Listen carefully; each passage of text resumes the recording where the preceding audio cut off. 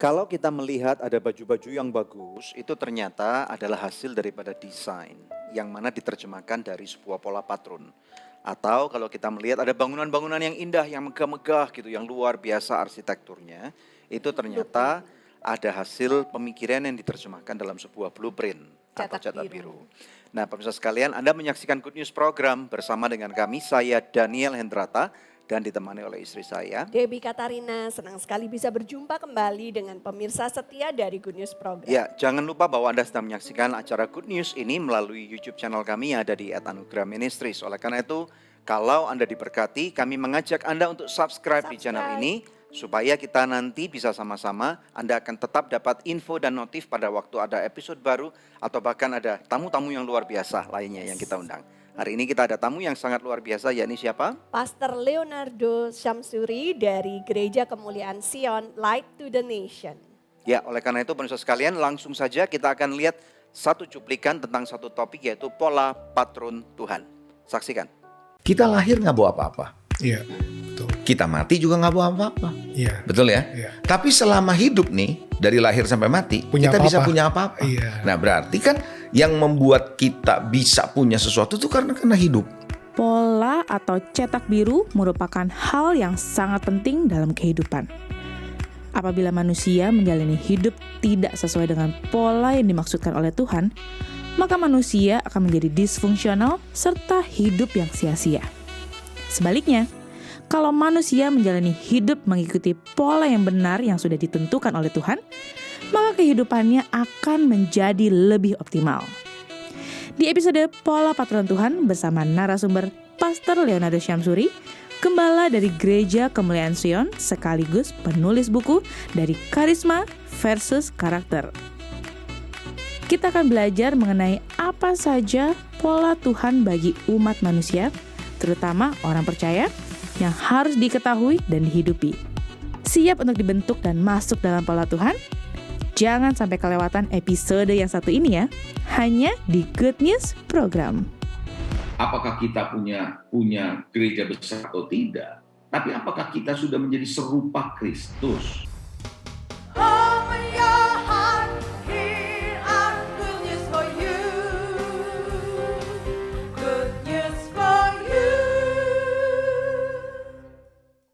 Ajakin yuk datang lagi dengan emas berlimpah. Dapatkan emas hingga 25 gram. Makin banyak ajak, makin besar emas yang kamu dapatkan. Nikmati juga gratis tagihan bulanan serta OVO Points hingga 1 juta. Dan cashback untuk temanmu hingga 150.000. Akses firstmedia.com/mgm/ajakin yuk. Klik button login sekarang, login dengan First ID, dan isi data referral atau kirim referral link kamu.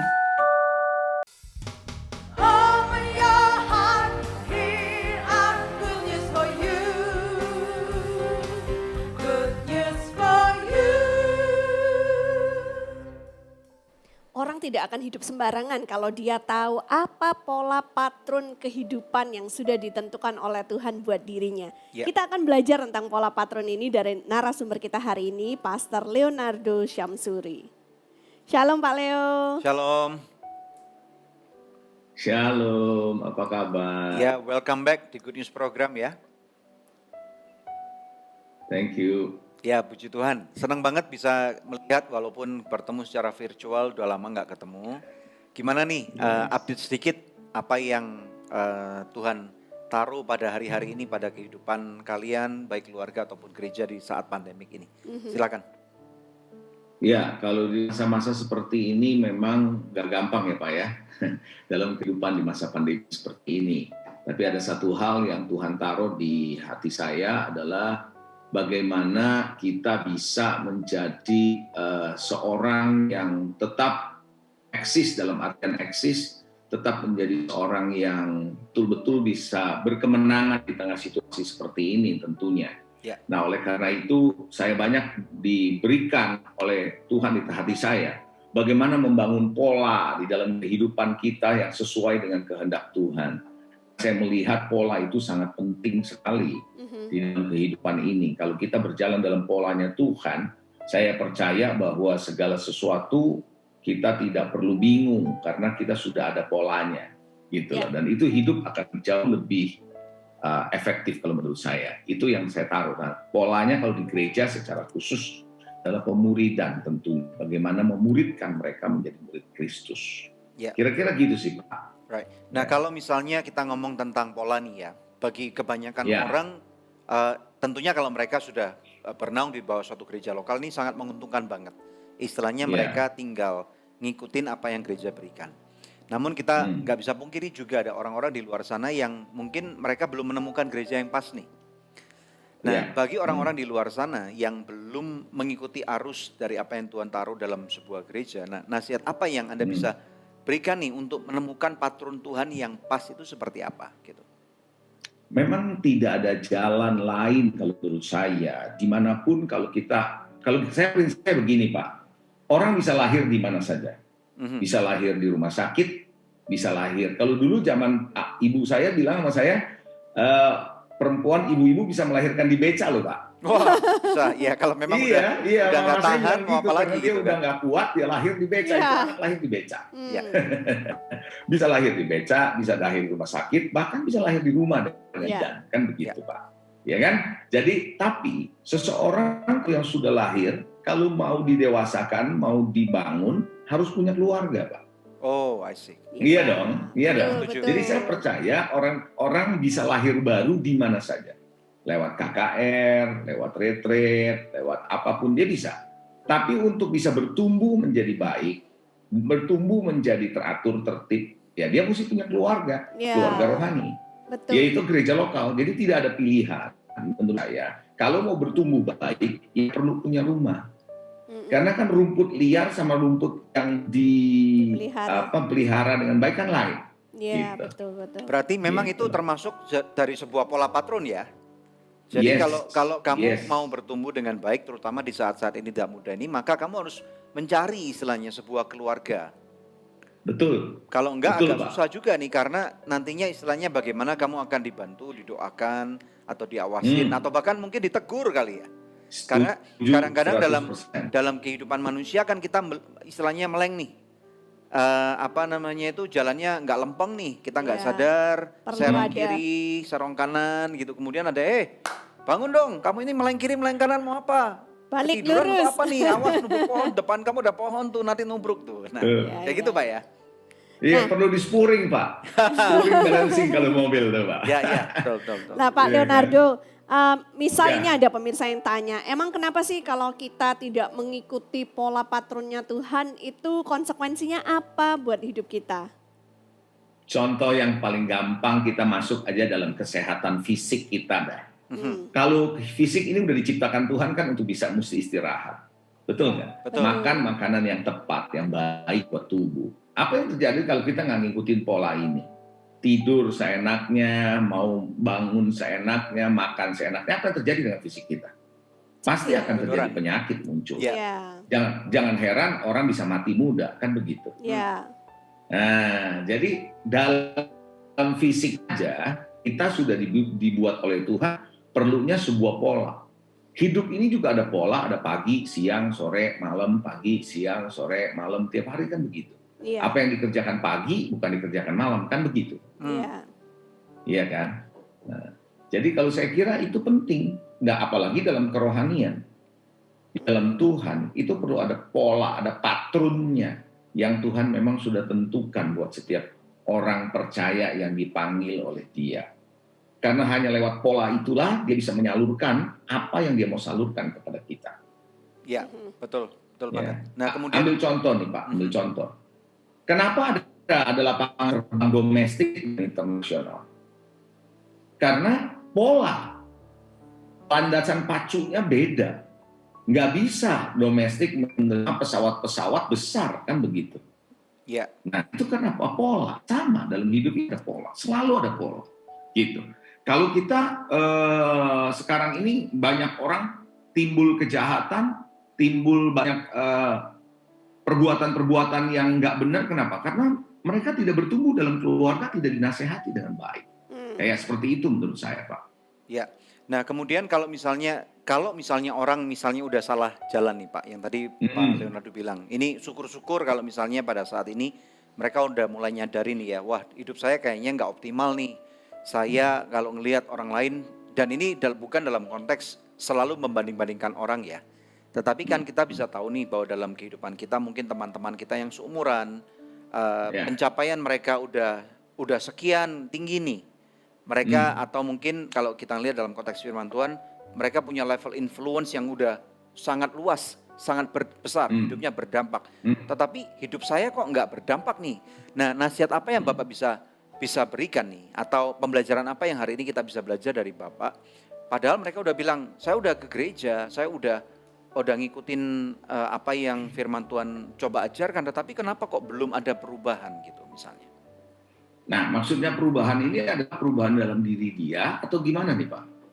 Makanya itu, kalau dia lihat dari teman-temannya, dia melihat bahwa istilahnya hidupnya belum berdampak daripada teman-temannya itu. Dia merasa bahwa apa yang mesti saya lakukan nih supaya saya bisa mencapai apa yang tadi dikatakan hidup secara optimal itu. Oke, jadi begini Pak, sebenarnya panggilan tertinggi setiap orang percaya, kalau kita mau jujur dan kita mau kembali kepada kebenaran firman, adalah menjadi serupa dengan Kristus kok. Iya. Iya loh, jadi kita ini mau ada pelayanan atau enggak, bagaimana ukurannya bukan punya pelayanan atau enggak.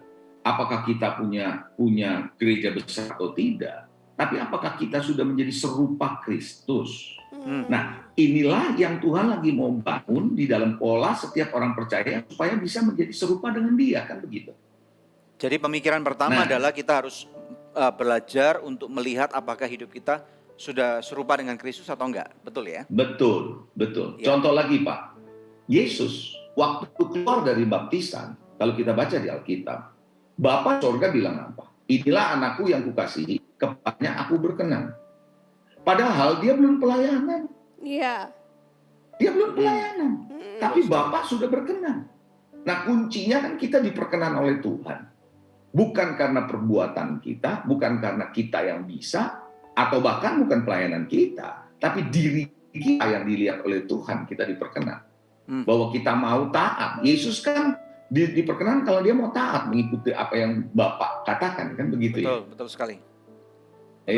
Ya, go ahead. Nah, kalau kita bicara tentang manusia nih Pak ya, kan manusia semuanya sudah jatuh dalam dosa karena apa yang dilakukan oleh Adam dan Hawa. Nah, dosa itu tentunya merusak pola patrun yang Tuhan inginkan pada mulanya gitu kan. Nah, itu sebenarnya konteksnya dalam kehidupan sehari-hari kita apa saja yang dirusak oleh dosa itu, Pak? Udah banyak sih. Salah satunya adalah pikiran kita. Ya, sebenarnya kita udah kehilangan pikiran Kristus yang diawal oleh Tuhan, ya, itu satu. Kedua, kita sudah kehilangan jati diri, identitas diri kita, sehingga tanpa disadari kita kepingin sama seperti apa yang dunia tak munculkan atau dunia tawarkan, sehingga kita mau sama seperti itu. Makanya jangan heran, saya pernah dengar orang yang di Korea, selebriti, penyanyi, itu bisa bunuh diri karena netizen memberikan komentar yang jelek dan dibully, kan begitu. Iya. Betul. Karena polanya dia nggak ada lagi dalam Tuhan karena dosa, kan begitu. Makanya Yesus datang ke dunia untuk menebus kita dosa, untuk kembalikan kita kepada pola awal, di original pattern, untuk menjadi serupa dan segambar dengan Dia, kan begitu. Ya, nah kalau Bapak tulis nih ya, tentang Bapak berikan contoh tentang Musa nih, Tuhan memberikan suatu pola patrun. Bapak bisa jelaskan hal ini nggak? Silakan. Nah, saya mungkin perlu jelaskan begini, Pak, bahwa yang namanya si Musa ini membangun bait suci tidak menurut idenya. Bukan menurut idenya, bukan menurut kemauannya. Ini dalam Keluaran 25 ayat 40, di situ dikatakan dengan jelas bahwa semuanya diberikan oleh Tuhan kepada Musa menurut contoh atau pattern kalau dalam bahasa Inggris, atau pola yang diperlihatkannya di atas gunung itu. Jadi waktu dia bangun, dia ngikutin polanya. Nah, ketika dia selesai membangun sesuai pola Tuhan, baik ukurannya, baik materinya, semua dia sudah sesuai, maka di dalam Keluaran 40 ayat 33 dan 34 di situ dijelaskan bahwa awan kemuliaan Tuhan menutupi kemah pertemuan itu. Ya, Dan kemuliaan Allah memenuhi kemah suci. ya. Jadi kuncinya adalah pattern. Ketika patternnya sesuai seperti yang Tuhan mau, kemuliaan Tuhan otomatis turun ke dalam pattern itu. Wow. Wow, Nah, nice. Jadi secara pribadi maupun secara korporat gereja lokal, ketika kita punya pattern yang Tuhan mau, sesuai kita bangun pattern Tuhan, kita nggak usah mengupayakan hadirat Tuhan turun, tapi otomatis hadirat Tuhan memenuhi. Karena polanya sudah terbentuk. Alright. Bisa dijabarkan Gitu. nggak Pak? Kalau misalnya keuntungan, kalau kita hidup dalam pola patronnya Tuhan, keuntungannya Pak. Tadi kita udah belajar istilahnya beberapa saat yang lalu yang Bapak katakan bahwa kalau kita nggak mengikuti pola patronnya maka akan mendapatkan masalah-masalah yang istilahnya bahkan bisa sampai mati muda. Sekarang sebaliknya, Ya. keuntungannya. Oke. Contoh nih Pak ya, kalau saya pakai baju tidak sesuai dengan pola saya, kedodoran kan Pak? Yes. Ya. Iya dong. Kalau saya pakai sepatu nggak sesuai dengan polanya kaki saya, biarpun mereknya bagus loh Pak ya. Ya. Merek buatan Italiano misalnya, belum tentu saya pakai pas di kaki saya. Bisa Betul. lecet di kaki saya. Betul. Kan begitu. Tapi kalau pas kan nyaman dipakainya. Nah, hal yang sama ketika kita membangun pola sebagaimana yang Tuhan mau. Itu kan ada prinsip-prinsip kebenaran yang Tuhan bangun dalam pola hidup kita. Pola keluarga kita, pola kita di dalam membangun hubungan dan seterusnya. Ketika pola itu dibangun, kita akan menjadi jauh lebih efektif dalam hidup ini. Artinya, kita akan nyaman menjalani hidup ini, kita ngerti apa yang Tuhan mau. Values Tuhan akan mudah kita ngerti dan kita lakukan. Jadi menurut saya, di dalam pola itu kita bahkan bisa terima berkat-berkat dia sesuai dengan polanya. Karena Ya. pas seperti yang pola Tuhan mau. Ya, jadi Kira-kira gitu Pak. berbicara tentang nilai, bagaimana caranya supaya kita istilahnya menghidupi nilai-nilai itu sendiri Pak? Nah, untuk menghidupi nilai tentu kita harus tahu nilainya apa. Ya dong, begitu ya Pak ya. Betul. Ya. Pasti. Kalau kita nggak tahu nilainya, bagaimana kita mau hidupi? Berarti Jadi acuannya kembali ini lagi apakah pola. dari firman Tuhan, Pak? Acuan dari Yes. pola Tuhan. Oke. Pasti. Nggak ada yang lain. Pasti firman Tuhan acuannya. Karena ketika acuannya dari firman Tuhan, makanya kenapa kita sebagai umat Tuhan, nggak bisa harus hidup di dalam kebenaran, kan begitu. Karena Ya. kebenaran yang memerdekakan kita, toh. Ya betul, Pak Leo Gitu. kan punya begitu banyak Ya. pengalaman ya. Dan Pak Leo dulu pernah juga di dalam dunia sekuler. Bisa bedakan nggak Ya. dulu pada waktu Pak Leo pada waktu menghadapi istilahnya kan di dalam kehidupan kita sehari-hari terutama orang-orang yang ada di dalam dunia korporat itu kan ada banyak Ya. pertempuran nilai itu. Ya. Nah bisa ceritakan nggak maksudnya dari pengalaman-pengalaman yang berharga itu sehingga kita bisa lebih belajar gitu dari Bapak. Silakan Ya. Pak. Good. Ini bagus nih. Jadi gini nih Pak, saya ini seorang banker dulu waktu kerja. Nah, dulu saya ambil yang simpel aja deh. Dulu waktu saya sebagai seorang banker, saya mencoba menarik orang sebanyak mungkin untuk bisa masuk di bank, mendapatkan kredit dari bank. Ya, bank hidupnya dari kredit kan Pak. Betul. Kan begitu. Jadi Ya. kasih pinjam ke mereka. Betul ya? Betul. Tapi ketika saya menjadi seorang hamba Tuhan, saya belajar firman Tuhan. Firman Tuhan mengajarkan kita supaya kita bebas dari hutang, kan begitu? Jangan meminjam uang. Iya. Betul. Jadi sekarang setelah saya jadi hamba Tuhan, saya malah berbalik. Polanya tidak sama seperti dulu lagi. Kalau dulu ngajarin orang minjem duit, ngajarin orang supaya bisa dapat kredit gede, kalau sekarang ngajarin orang bagaimana mengandalkan Tuhan, diberkati Tuhan dengan cara Tuhan. Kan lain nih Pak. Iya. Nah, itu udah polanya udah beda. Nah kalau kita misalnya Jadi- berbicara seperti itu Pak, kita kan tahu nih memang benar nih, setiap alangkah baiknya terutama di masa-masa awal pandemik itu memang membuktikan banget bahwa orang-orang yang punya kredit yang begitu gede, begitu tinggi sampai puluhan miliar, sampai ratusan miliar, dan pada waktu Yes. roda perekonomian mulai terhambat itu pusingnya Yes. nggak tahu minum obat harus berapa Pusingnya banyak lebih gede gitu ya. lagi. Nah tetapi Iya, nggak bisa betul, dipungkiri juga bahwa kadang-kadang di dalam dunia bisnis sistem perkreditan itu memang diperlukan gitu ya untuk penambahan modal dan Iya. yang lain-lain. So bagaimana ini kita menyikapinya dengan seimbang dan benar? Kalau kita ngomong soal pola di dalam pinjaman kredit, Ya. tentu kita panjang sih membahas itu. Tetapi kita perlu tahu, Pak, bahwa Tuhan itu tidak, artinya gini, di Alkitab itu Allah itu netral soal kredit. Dalam artian, you yang harus punya hikmat dalam mengelola. Gitu loh. Karena kadang-kadang justru kredit itu kalau kita nggak bisa kendalikan diri, kita belum ada pola Tuhan untuk mengendalikan diri, kita akan jeblos di situ justru. Di situ. Jadi gini loh, kredit itu bisa nggak? Ada nggak? Bisa aja. Contoh nih Pak ya, yang paling gampang saya suka katakan. Kita kalau pakai listrik di rumah, kita kan pakai dulu baru bayar. Iya, Iya. betul. Ya itu kan kredit sebenarnya. Betul. Iya. Kita pakai air kita pakai dulu di pam baru bayar. Iya, Tapi kalau kita nggak bayar, kita dimatiin listriknya. benar. Iya. Kan begitu ya? Betul. Ada konsekuensi. Nah, jadi kalau kita menggunakan kredit, kita mesti tahu buat apa. Nah, pola yang dibangun di dalam diri kita adalah kita bangun pola prinsip ilahi dalam hal keuangan. Iya. Gitu. Jadi pola itu banyak, Pak. Di keuangan ada polanya, di keluarga ada polanya, dalam kehidupan anak ada polanya. Kan begitu. Iya. Ya. Ya. Nah saat ini kan memang sekali lagi itu berarti kredit itu terpulang dari orangnya asal dia tahu tujuannya. Nah ada beberapa jenis-jenis usaha misalnya kalau orang yang misalnya mahir di bidang properti nih Pak. Kalau kita ngelihat di bidang di beberapa sosial media nih ada banyak orang-orang agak susah ngomong ya Pak ya karena ada orang yang ngomong bahwa bisnis sedang susah. Tetapi at the same time ada juga orang-orang muda yang kayaknya cari duit begitu gampang banget. Dan misalnya ada beberapa orang-orang muda yang istilahnya mereka ahli properti misalnya. Saya pernah lihat beberapa postingan yang mengatakan bahwa paling enak itu bisnis properti. Karena apa? Bahkan kamu nggak perlu pakai modal kamu didukung oleh sistem perbankan.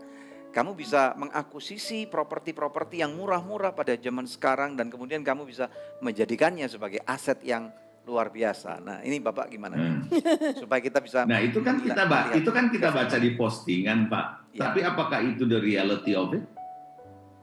Karena kondisi kayak begini, coba-coba aja jalan seperti itu. Mau jual properti aja susah, Pak. Ya kan? Sekarang ini banyak orangnya mau jual. Iya. Ya kan gitu. Orang mau jual. Nah, kita kalau ada properti, kita mau jual setengah mati. Iya. Kan begitu. Apalagi kalau pakai uangnya selama ini untuk properti yang kita ada pakai uang bank. Nah, harus Lalu bayar bunganya ya. Iya, terus lagi terus kita nggak ada cash flow, nggak ada dana untuk bayarin bunga ataupun cicilan.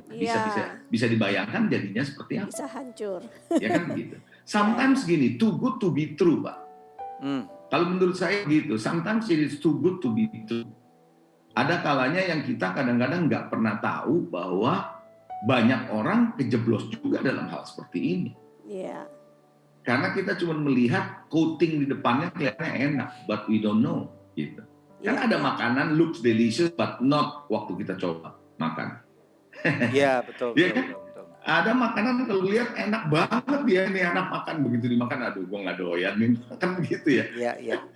Tapi memang nggak bisa dipungkiri ya Pak Leo ya bahwa kalau makanan yang atau bisnis yang kelihatannya tidak terlalu enak, orang juga mau masuk juga nggak bisa nyoba gitu istilahnya. Setuju. Contoh nih Pak, kalau saya mau bikin bikin usaha sama Bapak, dan proposal rugi sama Bapak. Sorry Pak, ini putus-putus internetnya. Saya pasti bikin proposal untung dong. Maaf, ini bisa diulang sedikit nggak statement Bapak karena terpotong. Kalau saya mau bikin, saya ulang Pak, saya ulang. Kalau saya bikin join sama Bapak bisnis, saya ajak Bapak jadi investor di saya. Mana mungkin saya bikin proposal sama Bapak, proposalnya rugi. Tahun ini rugi, tahun 2, tahun ke depan lebih rugi, tahun ketiga lebih rugi, tahun 4 lebih rugi. Mana mungkin? Nggak mungkin ya. Yang nggak jadi masuk investor. Bapak mana mau tertarik? Iya. Lu gila katanya. Iya. Ngundang 2 investor rugi terus. Kan begitu. Iya. Iya. Nah, saya harus bikin proposal sedemikian rupa, tahun pertama mungkin break even, tahun kedua udah untung, tahun ketiga udah untung. Begitu kan Pak? Iya. Betul. Nah, sometimes too good to be true. Itu yang terjadi. Dari pengalaman saya sebagai banker dulunya, pada akhirnya di tengah jalan kolaps, Pak. I see. Nah, kan begitu. Nah, kalau Kadang-kadang kita misalnya melihat di tampilan di luar. ya, berarti istilahnya Ya. sebagai orang-orang yang berjalan. Jadi kembali lagi, Pak. Menurut saya,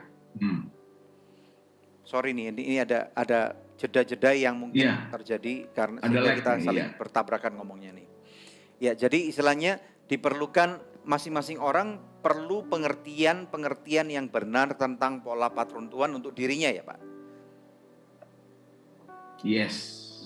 Di dalam keuangan, dia mesti punya polanya. Di dalam kehidupan pribadi bersama Tuhan dalam kehidupan, dia harus punya polanya. Gitu. Ikuti polanya Tuhan, saya percaya hidup kita akan benar, hidup kita akan jauh lebih baik. Oke. Right. Bahkan kita akan hidup dalam berkat-berkat Tuhan. Kemuliaan Tuhan akan turun atas kita. Gitu kan? Ya, Seperti yang tadi saya katakan kepada si Musa itu, Pak. ya. Oke, good. Puji Kita Tuhan. lanjut setelah break Kita ya. akan break dulu ya, Pak Leo ya. Kita akan break Ya. dan setelah itu kita akan nanti kembali bersama dengan Pak Leo. Oke. Oke, baik. Ya. Puji Tuhan, pemirsa sekalian, bagaimana dengan Anda nih? Pola patron Tuhan untuk kamu apa? Nah, kamu bisa tuliskan di kolom komentar tentang pengalaman kamu rohani nih. Kadang-kadang kita melihat nih pada waktu Tuhan berbicara sesuatu dengan kamu, kemudian kamu lakukan mungkin ada sesuatu yang luar biasa terjadi. Kami ingin mendengar tentang hal-hal atau yang kamu alami itu ya. Jangan kemana-mana, stay tune bersama dengan kami hanya di Good News Program. Jadi ketika kita coba ngerti Tuhan baru kita percaya, kita nggak akan bisa percaya sama Tuhan gitu. Open your heart, here are good news for you. Good news for you. Ajakin yuk datang lagi dengan emas berlimpah. Dapatkan emas hingga 25 gram. Makin banyak ajak, makin besar emas yang kamu dapatkan. Nikmati juga gratis tagihan bulanan serta OVO Points hingga 1 juta. Dan cashback untuk temanmu hingga 150.000. Akses firstmedia.com/mgm/ajakin yuk. Klik button login sekarang, login dengan First ID, dan isi data referral atau kirim referral link kamu. Open your heart, here are good news for you. Good news for you. Ya, kembali bersama dengan kami di Good News Program. Hari ini kita berbicara tentang pola patron Tuhan. Kita tahu bahwa pola patron itu sangat penting banget. Dan tadi sebelum break kita udah berbicara dari beberapa sisi tentang nilai. Nah, kita akan lanjut lagi dengan narasumber berikutnya. Silakan. Ya. Nah, Pak Leo, apalagi yang perlu kita tahu nih Pak ya tentang pola Tuhan di dalam kehidupan orang-orang percaya yang mana harus dihidupi oleh mereka. Selain tadi yang pertama sistem nilai, yang kedua apa Pak? Dua, kalau menurut saya yang sangat diperlukan adalah di pikiran. Mhm. Bagaimana pikiran kita diselaraskan oleh firman Tuhan. Karena sadar atau tidak sadar, pikiran kita itu dibombardir setiap hari dengan berita, dengan peristiwa, dengan kata-kata orang, dan sosial media apalagi membombardir kita. Nah, pikiran kita bisa terbentuk oleh pola dunia ini. Nah, pikiran ini akan membangun kepercayaan kita. Jadi dalam sistem kepercayaan kita dibangun karena pola pikir kita. Makanya kenapa kita bisa mempercayai apa yang dunia katakan, karena pikiran kita dibentuk sama mereka. Ya. Makanya kenapa Tuhan berkata perlunya pembaharuan pikiran oleh firman. Itu Pak. Nah, kalau misalnya ada yang tanya Begitu, tentang Bu. tentang pembaharuan firman, caranya bagaimana Pak membaharui pikiran dengan firman Tuhan itu? Membaharui pikiran dengan firman, salah satu cara yang paling efektif adalah merenungkan firman dari waktu ke waktu, Pak. Misal, ketika kita sedang menghadapi satu peristiwa, kita jangan cepat bereaksi, coba kita renungkan. Apa kata firman tentang peristiwa ini buat kita? Apa yang perlu kita responi? Gitu. Kita mesti meresponsnya seperti apa dari sisi firman, gitu. Jadi gini, pikiran kita akan mempengaruhi kepercayaan kita. Ya. Jadi pikiran yang contohnya adalah kalau kita mengalami satu peristiwa, kalau kita sering merenungkan firman Tuhan, maka firman Tuhan akan berbicara sama kita. Ketimbang kalau kita nggak pernah merenungkan firman Tuhan kan? Ya. Iya kan? Nah, jadi ketika kita banyak merenungkan firman, bukan cuma sekedar berdoa, merenungkan firman, merenungkan kebaikan Tuhan dalam perjalanan hidup kita, maka peristiwa, kejadian, pengalaman hidup kita yang sedang kita hadapi, kita akan bisa merespons dengan baik, Pak. Betul. Nah, gini Pak Leo, saya mau tanya nih.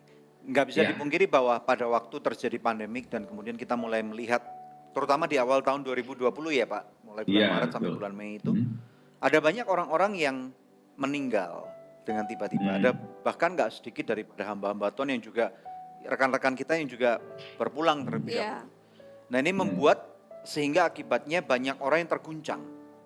Terutama mereka yang anggota keluarganya, entah suaminya atau bahkan anaknya yang masih kecil, sampai kemudian meninggal. Dan mereka kemudian berkata, bagaimana caranya saya bisa mengerti bahwa Tuhan baik di tengah-tengah duka cita dan musibah seperti ini gitu.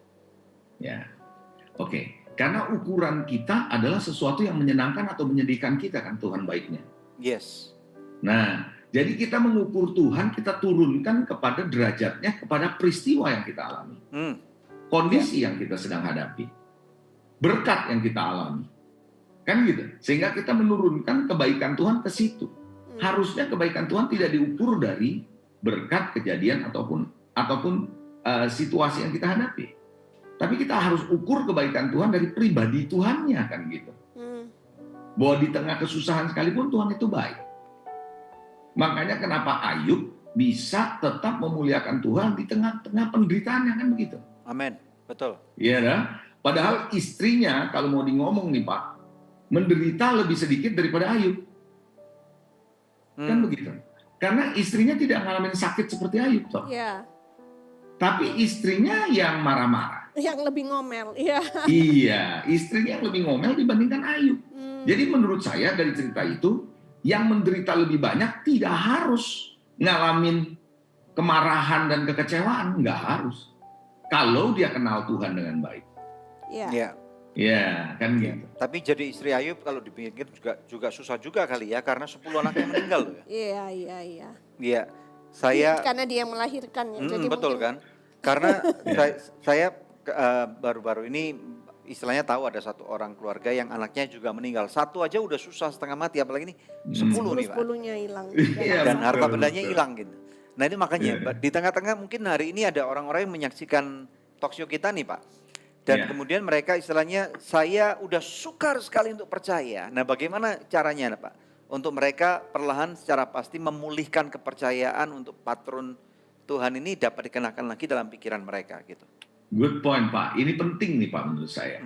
Saya kasih contoh ya Pak ya. Silakan. Kasih kesaksian realitas ya. Silakan. Yang nyata ya. Silakan. Ini kisah nyata di Amerika Pak.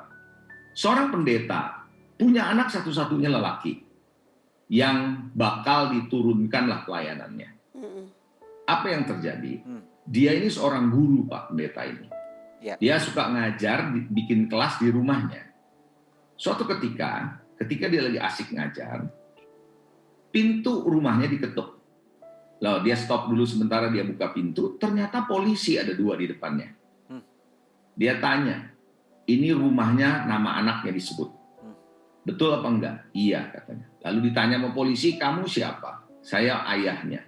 Kalau begitu sekarang kamu ke rumah sakit karena anakmu ngalamin kecelakaan dan meninggal dunia.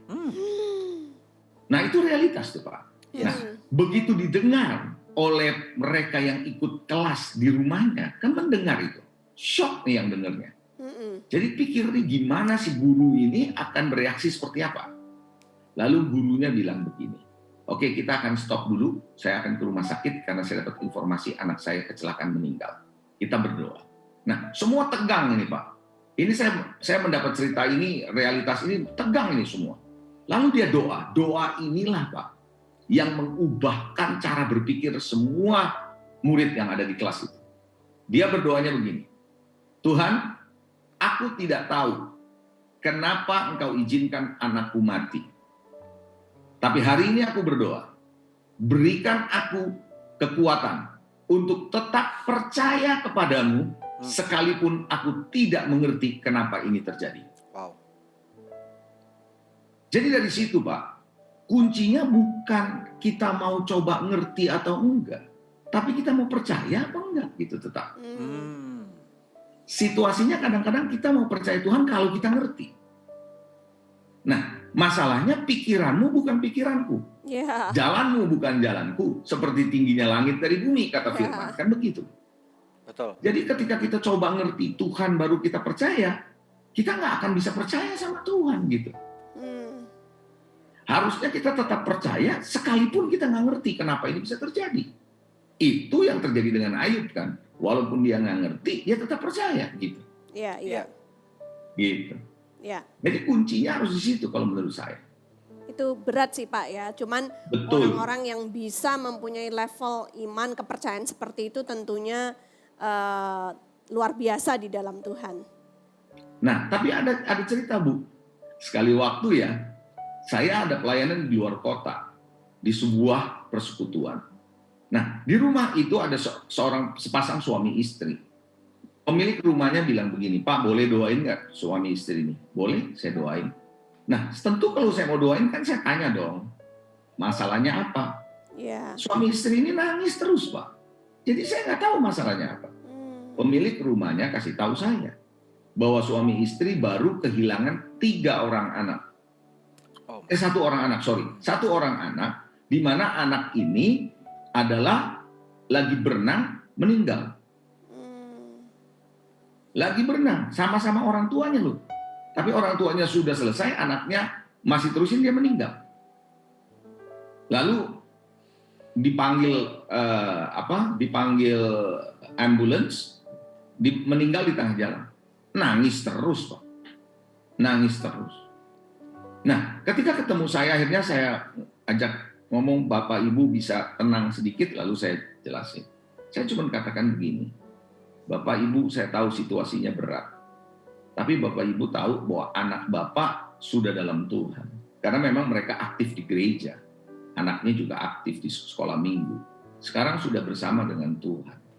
Tapi persoalannya bagaimana dengan Bapak Ibu? Apakah Ibu mau terusin perjalanan ini sama Tuhan atau enggak? Tergantung Ibu dan Bapak, saya bilang. Ya. Saya hanya katakan bahwa tetaplah percaya Tuhan itu tetap baik. Mungkin sekarang Ibu belum mengerti, Bapak belum mengerti. Tapi percayalah Tuhan yang kita sembah bukan Tuhan yang tidak mengerti keluh kesah kita. Dia mati di atas kayu salib untuk kita. Singkat cerita begitu saya doain. Apa yang terjadi? Beberapa waktu kemudian saya kembali ke kota itu, pelayanan di sebuah gereja, dia hadir di gereja itu. Suami istri ini, saya udah nggak gitu kenal karena udah berapa lama. Terus dia istrinya ini, kemudian saya melihat mau ketemu sama saya, suami istri. Oke, saya ketemu. Lalu mereka cerita bahwa mereka sudah bilang, Bapak kenalin saya nggak kami. Saya bilang, siapa? Saya nggak pernah lihat. Lalu dia cerita peristiwa yang saya doain di satu persekutuan. Oh ya, saya ingat. Lalu dia bilang gini, Pak, sekarang istri saya sedang hamil untuk anak ini. Wow. Dan dia sudah ngalamin kemenangan. Bisa senyum, bisa tertawa. Puji Tuhan. Nah, artinya apa? Kekuatan itu karena dia mulai bisa punya pengharapan baru sama Tuhan. Percaya sama Tuhan. Ini penting, kepercayaan ini. Dan dimulai dari cara berpikir kita. Ya.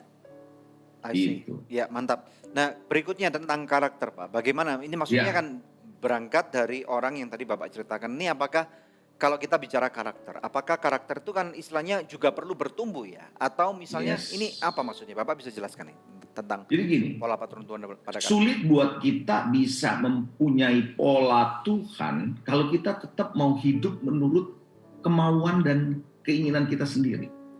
Proses pembentukan karakter itu kan datang dari Tuhan kan, begitu kan? Kita mesti ngikutin keinginan Tuhan kan, begitu ya? Dan proses karakter itu kan seumur hidup nih Pak. Ya. Iya kan? Jadi kalau kita seperti Yakub misalnya, Yakub kan berubah jadi Israel. Dari seorang penipu menjadi seorang yang berkemenangan dalam Tuhan. Kan begitu.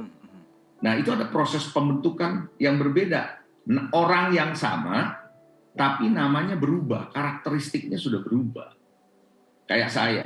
Dulu saya manusia lama saya dengan manusia baru sekarang sama dengan Bapak sama dengan orang yang percaya sama Tuhan juga kan berubah mestinya. Amin. Nah, dengan pembentukan proses karakter yang dibaharui dari waktu ke waktu, seperti Rasul Paulus juga bilang, bahwa manusia rohnya diperbaharui setiap hari, itulah yang membuat dia pada akhirnya terbentuk pola yang baru dalam hidup. Dengan karakter yang baru, dengan keinginan yang baru, dengan cara hidup yang baru. Kan begitu, Pak? Ya, jadi istilahnya kalau kita melihat dan bersedia untuk diubahkan, berarti istilahnya dari sesuatu yang kurang baik menjadi lebih baik lagi ya? Jelas. Dengan karakter ini kan makanya Paulus bilang begini. Dia tulis kepada jemaat di Efesus.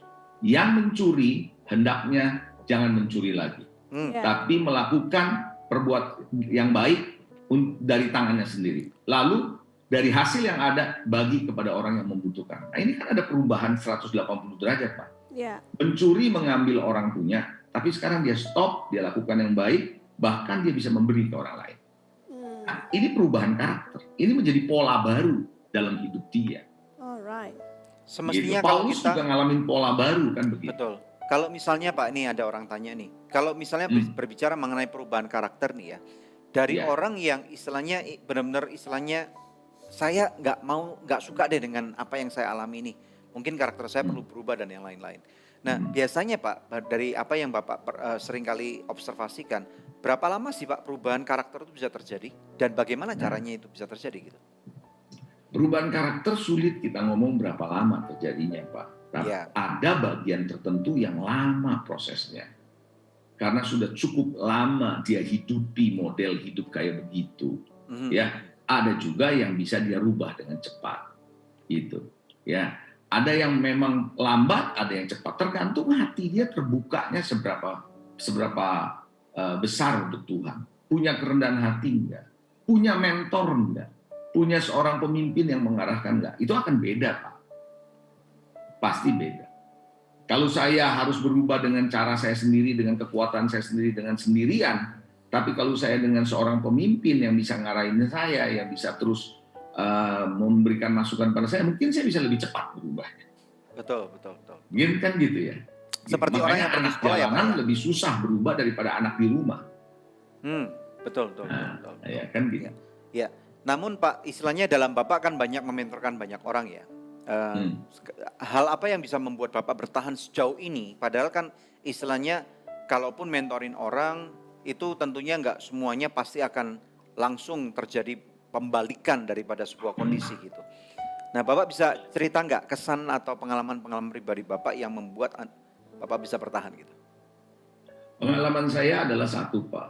Di pikiran saya cuma satu, bahwa panggilan kita sebagai hamba Tuhan adalah untuk membangun manusia. Ya. Karena di dalam manusialah lahir pelayanan. Dari manusialah lahir mujizat.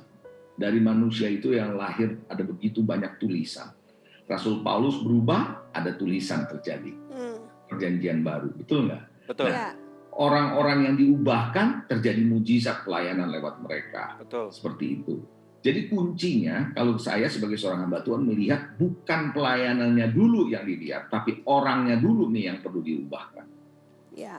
Nah, mengubah orang itu butuh kasih karunia, butuh pertolongan Tuhan. Kadang-kadang kita memang bisa capek, tapi kalau kita belajar orang itu mau berubah, itu menjadi sukacita yang luar biasa buat kita. Nah, itu hadiah yang luar biasa buat khususnya buat saya kalau saya melihat ada orang yang mengalami kemajuan dan perubahan yang signifikan dalam hidupnya. Ya. Amazing. Gitu. Ya, good. Gitu, Pak. Praise the Lord. Kita akan take a break dulu Pak ya. Ya. Yes. Nah, pemirsa sebelum kita take a break ada doa yang sudah terjawab yang saya rindu bacakan buat pemirsa sekalian. Shalom good news, saya bersyukur karena akhirnya Tuhan menjawab kerinduan keluarga kami.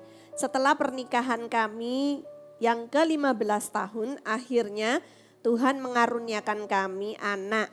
Dan sekarang usia kehamilan saya sudah mencapai 5 bulan. Wow. Doakan amazing. lancar sampai ke persalinan. Haleluya. All the best. Puji Tuhan. Masih adakah di antara pemirsa yang memerlukan bantuan doa atau konseling? Anda bisa hubungi kami di nomor telepon yang tertera di layar kaca atau melalui email ke doa@anugrah.net. Tetap stay tune bersama kami pemirsa, kita akan kembali lagi dalam Good News program. Karena Tuhan sudah menaruh pola patron pemikiran yang sangat kuat dalam kehidupan saudara. Dan firman Tuhan mengatakan kamu akan melakukan perbuatan-perbuatan besar. Open your heart, here are good news for you. Good news for you.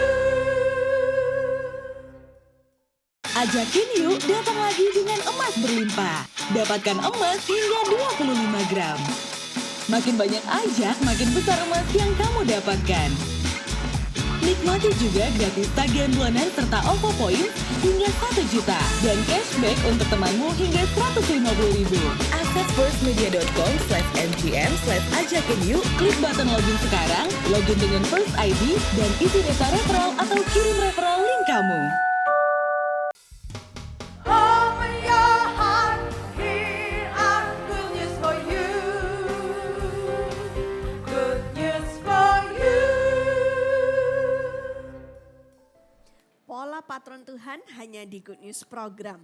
Lanjut kepada narasumber kita, Pastor Leonardo Syamsuri.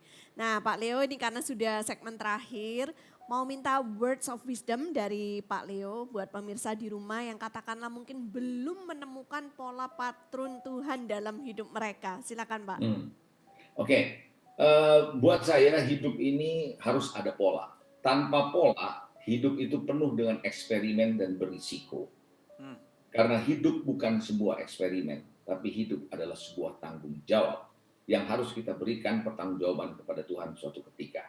Karena itu saya mendorong bagi Anda yang mau mendapatkan pola, miliki keluarga ilahi yang bisa membangun pola Anda. Supaya kehidupan kita bisa teratur, bisa terarah, bisa menjadi diberkati dan menjadi berkat. Sehingga lewat hidup kita yang sudah punya pola, di situ Tuhan bisa hadir, kemuliaan-Nya nyata, dan bisa menjadi berkat bagi orang lain.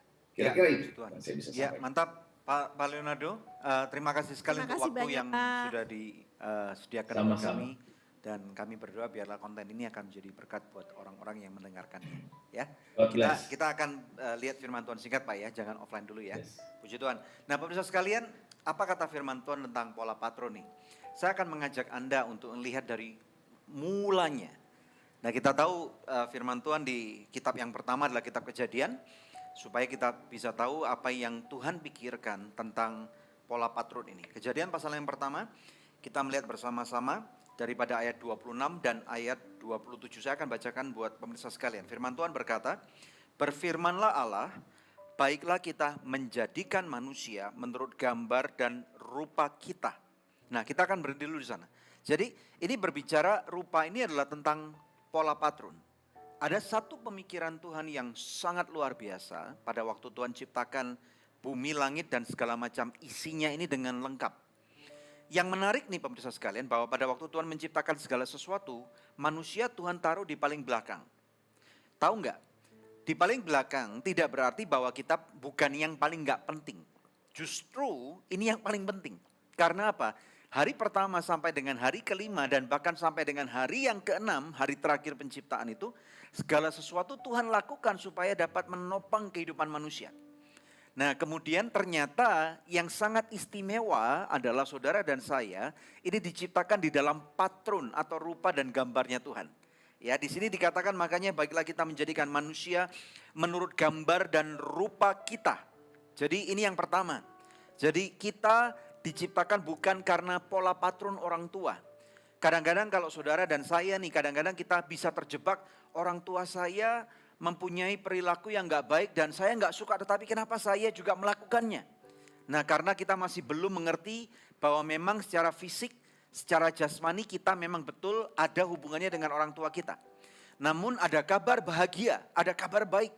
Bahwa kalau Anda tidak menyukai ada perihal-perihal, ada tabiat, pola berpikir, atau perilaku Anda, ternyata kita bisa berubah. Katakan aku bisa berubah. Nah kalau saudara mau berubah, berdasarkan apa? Ini yang tertulis ini. Dan tujuan kalau saudara berubah dikatakan supaya manusia berkuasa. Jadi saudara, ada kabar baik nih bahwa Tuhan menciptakan kita supaya kita berkuasa menurut gambar dan rupanya, berkuasa atas ikan-ikan di laut, burung-burung di udara, atas ternak, atas seluruh bumi, atas segala binatang melata yang merayap di bumi. 27. Pada waktu pola patronnya udah lengkap, maka Allah menciptakan manusia itu menurut gambarnya. Menurut gambar Allah diciptakannya dia, laki-laki dan perempuan diciptakannya mereka. Jadi kalau selama ini Anda masih mencari jati diri, saya percaya ini bukan kebetulan Anda menemukan channel ini. Bahwa Anda diciptakan dengan satu pemikiran yang sangat mutlak. Tahu nggak? Ada satu lukisan, saya pernah ke Prancis nih, ke kota yang bernama Paris. Ada satu museum bernama Louvre. Di dalam museum Louvre ini ada satu lukisan yang sangat terkenal namanya Mona Lisa. Saudara pasti pernah melihat, pasti pernah tahu lukisan Mona Lisa, ya. Mona Lisa ini pada waktu dipampangkan di dalam museum yang namanya Louvre ini, tahu nggak? Itu dijaga dengan ketat banget dengan kaca anti peluru. Yang tidak bisa ditembus dengan peluru yang istilahnya pistol atau apapun juga. Nah, valuation daripada lukisan Mona Lisa ini seharga 200 juta dolar. Nah, ini adalah salah satu lukisan termahal yang seorang master atau seorang pelukis maestro terkenal bernama Leonardo da Vinci itu bisa lukiskan. Kalau gitu, hari ini ada kabar bahagia lagi yang lainnya nih pemirsa sekalian. Bahwa ternyata kalau lukisan Mona Lisa bisa seharga semahal itu, dan itu adalah buatan manusia, dikatakan di dalam kitab Efesus bahwa kamu, you are the masterpiece of God. Saudara, kamu adalah barang atau benda atau ciptaan paling mulianya Tuhan. Karena kamu diciptakan bukan oleh manusia tetapi oleh Tuhan. Untuk melakukan perbuatan baik. Jadi kalau saudara sekalian, kamu lagi mencari satu jatuh diri dan kamu terus jatuh bangun. Pesan kami adalah don't give up. Karena Tuhan sudah menaruh pola patron pemikiran yang sangat kuat dalam kehidupan saudara. Dan firman Tuhan mengatakan kamu akan melakukan perbuatan-perbuatan besar untuk mempermuliakan namanya. Memang di masa pandemik ini kita semua mengalami ujian. Dan ujian itu tidak selalu akan menjadi lebih mudah. Kalau kamu mau naik kelas, ujiannya harus lebih berat. Naik kelas lagi yang lebih tinggi, ujiannya lebih berat lagi. Naik kelas lagi yang jenjang lebih tinggi, ujiannya lebih berat lagi. Dan ada kabar yang menarik nih.